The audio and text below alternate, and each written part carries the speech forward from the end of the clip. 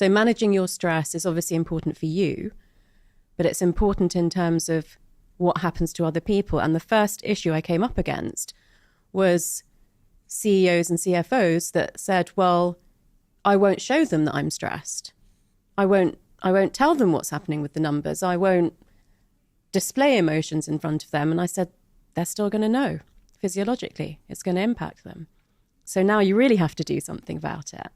And the other thing about cortisol, which is quite funny, well, one of the side effects is quite funny, is that as a survival mechanism, it will help you to store fat around your abdomen.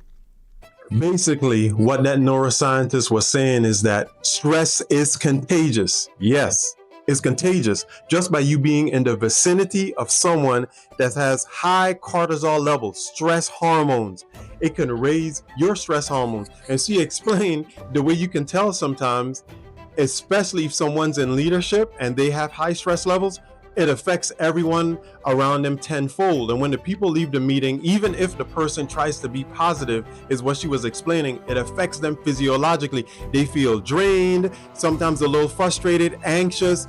That's why you can be around someone that's anxious, and all of a sudden you start feeling anxiety. You want to know where is it coming from? I don't even have anything to be anxious about. But stress hormones period, they've tested it, that it raises your cortisol levels. Why is low cortisol important? Because many times when you have high cortisol levels, you retain adipose tissue, extra or belly fat, right? So you're working out super hard, dieting. If the hormones or the stress levels, cortisol levels aren't low, you're not going to see the results you want to. It affects sleep. You're not going to sleep at night. And chronic inflammation affects the long-term health of the brain. And what medical doctors have explained to me is that inflammation is the foundation of all diseases. So what we want to do is maintain low cortisol levels, manage stress hormones.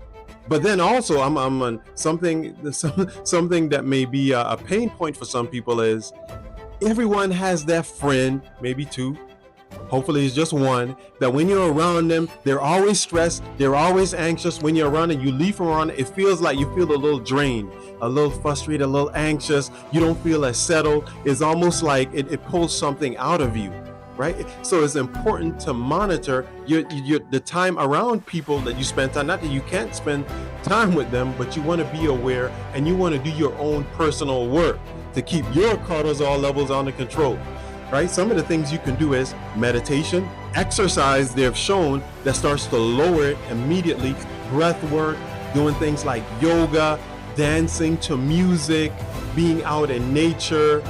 These types of things help to start lower. Talk therapy, journaling, these are a few of the things. But the more I think about it, the more I remember one of my mentors always says, he says, show me your friends, I'll show you your future, because they affect the way you feel and the way you think. Remember what we said about cortisol? When they're high, you become tunnel vision.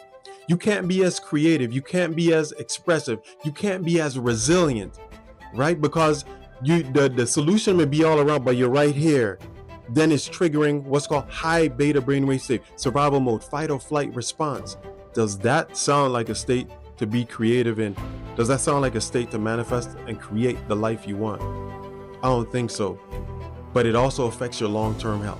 If you found this video informative, helpful in any way, please like, share, comment. Blessings.